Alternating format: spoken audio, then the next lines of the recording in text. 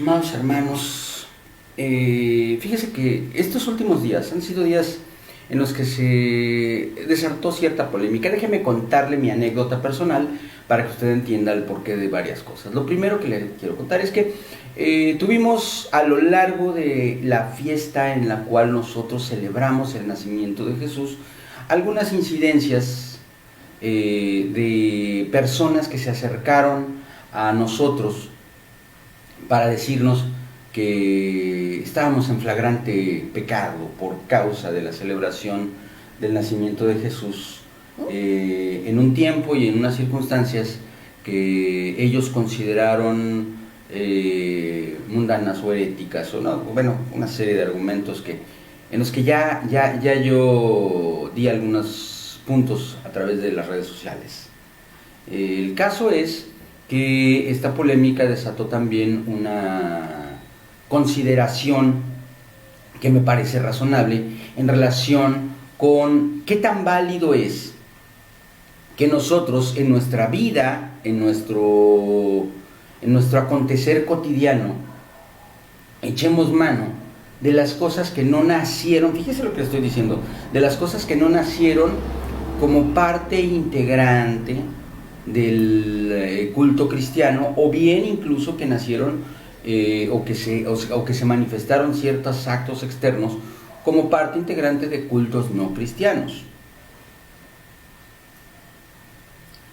Esto a mí me llamó mucho la atención porque ciertamente hay una gran cantidad de gente que se ha multiplicado, sobre todo en los últimos 40 o 50 años, cuya comezón de oír, cuyas ansias por recibir revelaciones nuevas y cosas que nadie antes había visto, se ha metido lamentablemente en un berenjenal de criterios no bíblicos. Fíjese lo que le estoy diciendo, no estoy diciendo que sean malos, ¿ok? Yo no estoy diciendo que todo lo que no sea bíblico sea malo, pero estamos hablando de, en este momento, el culto a nuestro Dios, de nuestra relación con Dios incluso. Entonces aquí se aplica el hecho de considerar como fuente de la validez de aquello que nosotros profesamos la Biblia. Entonces sí implica el que hablar de un argumento no bíblico es estarnos saliendo de la norma de nuestra fe. Es decir, estamos concediéndole autoridad a elementos o a circunstancias que no son parte de lo que Dios nos dio para que nosotros normáramos nuestra vida. ¿A qué me refiero? Mire, en primer lugar, una serie de elementos que tienen que ver con nuestra vida cotidiana, nuestra comida, nuestra bebida, nuestro vestido, nuestra forma de vivir, nuestra forma de convivir, nuestra forma de saludarnos o de platicar entre nosotros, expresiones idiomáticas del mundo entero, etcétera, tienen su base en elementos culturales que fuimos heredando de nuestros antepasados. Nosotros en México somos una cultura que no tenemos una raíz unificada. No somos ni descendientes de los indígenas que vivían aquí antes de la conquista española, ni tampoco somos descendientes de los españoles que viven en la península. Somos una cultura diferente, nacida de esa mezcla. La brutalidad o el horror o la cosa fea que se dio durante la conquista, porque sí fue bastante feo, es algo que no tiene nada que ver con quiénes somos nosotros. Eso ya pasó y es triste, y bueno, sí nos influye, pues, pero a lo que yo me refiero es a que independientemente de que esté padre o no esté padre lo que pasó en la conquista, nosotros somos el resultado de la fusión de ambas culturas. ¿Que fue a fuego? Sí, pero hubo fusión. Entonces, hay gente que proclama que nosotros somos los descendientes de las culturas prehispánicas y que hemos sido penetrados por una cultura extraña. Yo le puedo decir que conozco, tengo el honor, el enorme honor de conocer y de ser amigo de algunos indígenas que son gente pura, gente de raza. Me refiero a pureza racial, a pureza étnica. Eso no quiere decir que sean mejores que nosotros, ¿eh? O sea, no hay nadie que sea mejor que otro por su raza, pero sí son indígenas. Nosotros, usted y yo, creo que aquí en este momento, salvo que alguno de ustedes me diga lo contrario, todos los que estamos aquí estamos bastante mezclados, hablamos español, comemos pan de trigo, tenemos varios de los que están aquí, tenemos la piel blanca, más blanca que morena, aunque también le puede decir que en España hay morenos, todo el sur de España está lleno de gente morena, así que eso tampoco aplica. Y por lo tanto, nosotros tenemos que considerar que nuestra identidad es una identidad propia, una identidad que no proviene de ninguna otra parte. Pero estoy hablándole como inicio de la cuestión de la herencia genética, de la herencia étnica. Pero quiero ir un poco más allá, quiero ir al tema de la herencia cultural, al tema de la herencia que nosotros recibimos a partir de las enseñanzas, no de la genética, sino de las enseñanzas que recibimos de nuestros padres, pero no solo de nuestros padres, sino también de la sociedad a la que pertenecemos. Yo quisiera que usted piense por un momento en el idioma que estamos utilizando para comunicarnos. Es un idioma que proviene de, hasta donde nosotros tenemos bien historiado, proviene del desarrollo de las lenguas del latín. Obviamente, atrás del latín hay otras cosas, ¿verdad? Pero no nos vamos a meter en tanto problema. Somos una lengua latina. Y la forma en la que este idioma llegó aquí fue a través de los europeos. Y junto con la lengua vienen un montón de costumbres, de usos, de circunstancias que tienen que ver con la comida, con el vestido, en fin.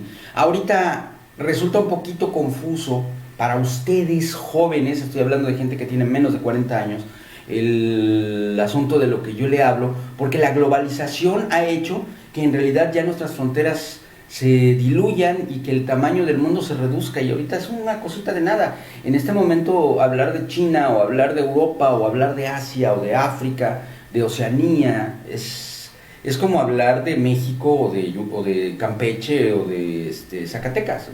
Da lo mismo, son 3 o 4 horas más en el avión, 12 en el peor de los casos, si hablamos de Japón o de Corea o algo así. 12 horas, bueno, hay veces que en el tráfico en la Ciudad de México pasamos más tiempo, ¿verdad? Ay, no me lo recuerdas. Bueno, no, 12 horas, no me ha tocado todavía, pero 4 sí, 4 horas sí.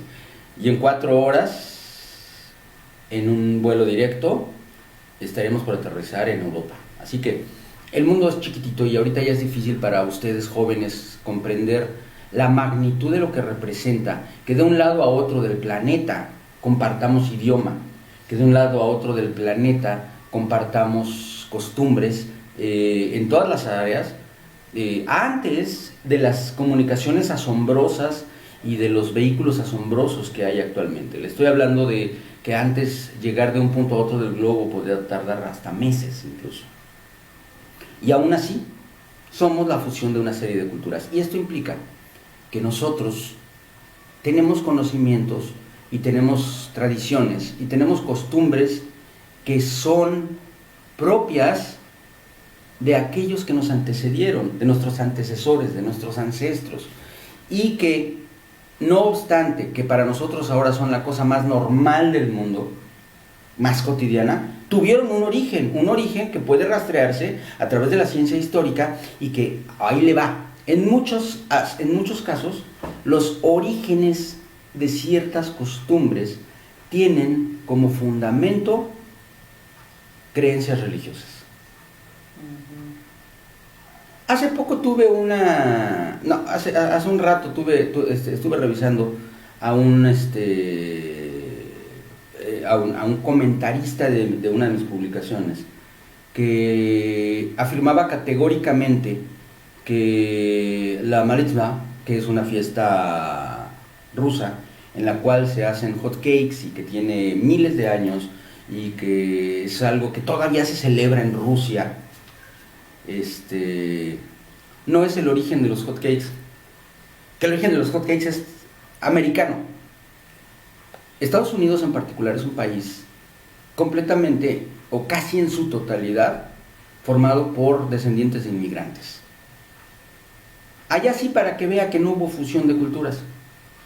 Barrieron. Allá barrieron con las culturas locales, los pocos que quedaron nos encerraron en reservaciones, y la gente que hoy gobierna mayormente y vive mayormente en los Estados Unidos son descendientes de europeos o de africanos. Ahora ya una gran cantidad son descendientes de latinoamericanos y de muchas otras nacionalidades, porque Estados Unidos es así. Entonces el que nosotros encontremos en los Estados Unidos usos o costumbres que provienen de todas partes del mundo es algo normal, aceptable y pues pésele a quien le pese, cotidiano. Estos días, estas tradiciones que el mundo tiene como costumbre, como por ejemplo la celebración de la Navidad, una Navidad completamente secularizada, en la cual aun cuando hay ciertas festividades y símbolos y cosas por el estilo, no se recuerda conscientemente el nacimiento de nuestro Señor Jesucristo, tiene su origen en festividades europeas, y las formas en las que se celebra tienen sus raíces en las culturas que recibieron el Evangelio de Jesucristo, siendo ya personas con usos y costumbres. Usted, quien me está escuchando, cuando recibió a Jesucristo en su corazón, no cambió ese día todo lo que usted comía, todo lo que usted vestía, no cambió su lenguaje para que fuera el mismo lenguaje adámico o ni siquiera judío, ¿verdad? No se volvió usted automáticamente judío. Usted siguió practicando sus usos y costumbres mexicanos, ahora en Cristo. Amén. Muchas de las tradiciones, cuando me refiero a tradiciones, no me refiero a tradiciones religiosas, me refiero a lo que solemos comer, a cómo nos solemos vestir, a cómo solemos hablar, a cómo solemos comportarnos, tiene su origen en la cultura que nosotros recibimos de nuestros padres y de nuestros abuelos y bisabuelos y tatarabuelos. Y la palabra de Dios ha transformado nuestra visión del mundo y nuestra visión de la cultura, porque nos ha extraído del mundo desde un punto de vista espiritual, aun cuando seguimos perteneciendo al mundo, y todas aquellas cosas que antes hacíamos que vivíamos, ahora las vivimos en la fe del Hijo de Dios, que se sacrificó a sí mismo por nosotros y nos transformó. Las cosas viejas pasaron, he aquí, todas son hechas nuevas. Eso no quiere decir que sean borradas, quiere decir que son hechas nuevas. Antes dábamos limosna para comprar bendiciones. Ahora ofrendamos para dar gracias a Dios. De lo que ya nos dio. Pero seguimos usando las mismas monedas, sí, los mismos billetes. No vamos a la casa de cambio a cambiar el dinero por moneda judía, ¿verdad? Es un ejemplo. Lo que quiero que usted me entienda es que nosotros tenemos que ser muy cuidadosos en relación con las cosas que calificamos, porque tenemos que ser bíblicos para establecer un juicio de valor que sea aceptable. Tenemos que ser bíblicos. La palabra de Dios, en el Salmo 119, que mire, le voy a confesar, durante muchos años me daba flojera por lo largo que era. Hasta que llegó un momento en que el Espíritu Santo me dijo que lo leas atentamente, y me maravillé. Dice en varias partes, pero yo escogí este texto porque viene mucho al caso. Salmo 119, versos 27 y 28. Escúchelo con atención y dígame si se ve reflejado. Dice: hazme entender el camino de tus mandamientos, para que medite en tus maravillas. Se deshace mi alma de ansiedad, susténtame según tu palabra. Se deshace mi alma de ansiedad, susténtame según tu palabra. Una palabra que para que nos sustente tiene que ser entendida. Hazme entender el camino de tus mandamientos para que medite en tus maravillas. Puse como etiqueta para este devocional: somos lo que leemos. Por ahí hay un dicho, ¿verdad? Bastante carnal, y no estoy hablando de espiritualmente, sino que se refiere a nuestra carne, a nuestro cuerpo. Somos lo que comemos. Yo a veces me veo con cara de hamburguesa, pero ya se ríe de mí, ya veo. Pero espiritualmente hablando somos lo que leemos. ¿Por qué? Porque el mundo fue creado a través de la palabra. Amén. Y aún si vemos un video, lo que importa no es lo que vemos, sino lo que oímos, y lo que oímos es la palabra. Y dependiendo de lo que leamos o que escuchemos, es conformar a nuestra alma. La educación de nuestros padres, la educación en nuestras escuelas, la educación de nuestra sociedad, de la gente que nos rodea, la educación que recibimos a través de los libros, hoy mayormente a través de audios o de videos, y la educación que recibimos a través de la palabra expresada desde los púlpitos y desde las tribunas que el Señor utiliza para compartir la palabra, son lo que nos forma. Y cuando nosotros empezamos a buscar desesperadamente cosas que comer, me refiero a nivel de la palabra, no estoy hablando literal, sino a nivel de la palabra, buscamos alimento en palabra por todas partes, en todos lados, es porque realmente no estamos acudiendo a la mesa en la que está servida la comida nutritiva. La comida nutritiva está servida en la mesa de tu papá. Amén. Del Padre Celestial. Y la mesa del Padre está llena de su palabra, de la Biblia. La Biblia es el fundamento de todo crecimiento. La Biblia es carne, leche, huevos, frutas y verduras, cereales, todo orgánico, todo limpio, todo hecho a nuestra medida. Hay muchas otras mesas que tienen chatarra, que tienen papitas y que tienen frituras y que tienen dulces que saben bien ricos, pero que no alimentan nada, engordan y dan diabetes. Yo no quiero decir que debamos aislarnos de toda influencia cultural. Lo que yo quiero decir es que tenemos que tener la capacidad para discernir la calidad de eso que podemos recibir. Y para discernirla tenemos una norma inefable. Es imposible nombrarla, es imposible describirla, solamente puedo indicarla, que es la Biblia, la palabra de Dios. La palabra de Dios es incuestionable, incorruptible y perfecta. Amén.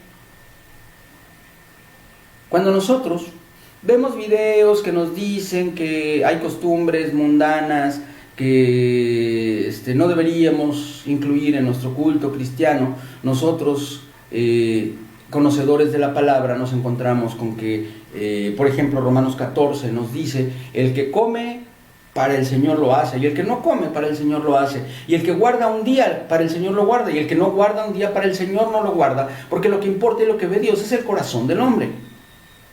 Eso no lo digo yo, eso lo dice la palabra de Dios. Vaya a Romanos 14 y échele una leída para que vea que no lo estoy mintiendo. Eso es lo que dice la Biblia. Y lo que nos dicen por allá, aquí y allá, etcétera, pues hay que tener mucho cuidado con ello. Si usted se pone a investigar acerca de sus prendas de ropa, si usted se pone a investigar acerca de los diferentes guisos que comemos, si usted se pone a investigar acerca de la forma en la que nos saludamos, nos despedimos, acerca de los nombres de muchos objetos que tenemos y de muchas cosas que usamos, y el origen de muchos de los inventos que tenemos, yo le doy mi palabra de que se va a sorprender de la enorme cantidad de cosas que provienen de un entorno no cristiano. No le estoy diciendo neutro, le estoy diciendo no cristiano, contrario a Cristo, anticrístico. Pero la Biblia nos muestra que Abraham tomó botín de los infieles, peleó las batallas de Dios, y todo lo que tenía, el botín de los infieles, fue santificado, y de ello entregó los diezmos de todo a Melquisedec. Por lo tanto, es lícito, lo vemos en la Biblia, despojar a los infieles, que son gente malvada, y tomar posesión. Eso es algo literal. Culturalmente también es esto lícito. La cuestión es, ¿cuál es tu corazón? Cuando te comes un hot cake, ¿estás celebrando al sol en un culto pagano precristiano de la Rusia antigua? ¿O te estás comiendo un pan que sabe rico calientito? Punto. Eso es todo. ¿Por qué? Porque en Cristo todas las cosas son hechas nuevas. Amén. Y porque lo que hoy nos alimenta no son las antiguas tradiciones, lo que hoy nos alimenta no son los usos de los ancestros, lo que hoy nos alimenta es la palabra de Dios. Y en la palabra de Dios toda comida y toda bebida y todo vestido es llevado a los pies de Cristo, y en ese sentido nosotros ya discernimos qué conviene y qué no conviene. Porque el alcohol, por ejemplo, una bebida alcohólica, sigue siendo la misma bebida alcohólica antes y después de Cristo, y por lo tanto yo tomo la decisión de no beber porque no me conviene. No es que no sea lícito, porque dice la palabra de Dios que todo me es lícito, pero no todo me conviene, y si no me conviene, pues no me lo tomo. Así de simple, así de fácil, y así en la sabiduría de Dios. Yo tomo la decisión de no hacer lo que no conviene a un hijo de Dios. Hay alimentos, hay costumbres, hay formas de actuar que no convienen, no porque sean malas. Por ejemplo, si a mi hermano le es ocasión de caer, el que yo utilice adornos que tienen hoy un significado plenamente cristiano para celebrar la Navidad, y él va a sentirse mal y va a ser lastimado en su corazón y puede causarle tropiezo, entonces no lo pongo y ya, no me pasa nada. Tengo que evaluar cada situación particular, pero esto es una cosa que puedo yo decidir, no porque el árbol que otras culturas no cristianas utilizaban para adorar a la naturaleza, hoy simboliza la cruz de Cristo. Que las luces que tiene el árbol, que en otro tiempo simbolizaban otra cosa, hoy nosotros las ponemos porque tienen como característica que simbolizan la luz del mundo que somos nosotros, los niños nacidos. Los regalos que nos recuerdan que el Señor es digno de recibir todo lo que tenemos y todo lo que somos. Y cuando nosotros repartimos regalos, lo que estamos haciendo es mostrar el regalo que Dios nos dio en la persona de Jesús. Es la forma en la que nosotros entendemos estos símbolos. Si alguien es ocasión de caer y yo por amor tomo la decisión de no usar ese símbolo, o de ponerlo en la sala de mi casa donde no entran los débiles en la fe, pues es lícito. Hay veces que no conviene algo y podemos desecharlo, pero ¿cómo ves las cosas?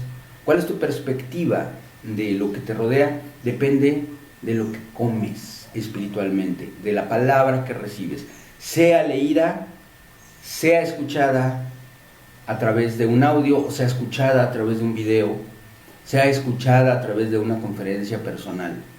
Eso es lo que te alimenta. Y yo te invito en el nombre de Jesús a que elijas la Biblia, a que elijas la palabra de Dios, a que dejes de estar trasteando por el internet buscando teorías de la conspiración cristianas, y leas tu Biblia profundamente, medites en ella, escudriña las Escrituras, deshazte del ansia de tu alma,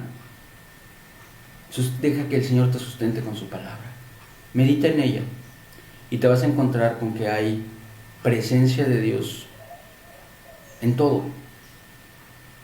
Esto no es un mundo de blanco y negro, es un mundo negro que se ha ido ennegreciendo, pero en el cual todavía brilla la luz de Dios en el firmamento, en su creación, en un árbol, en un niño, en una persona que sin conocer a Cristo de todos modos se baja del coche y le da de su torta al hambriento. Ahí está todavía presente la imagen y semejanza con la que Dios nos creó.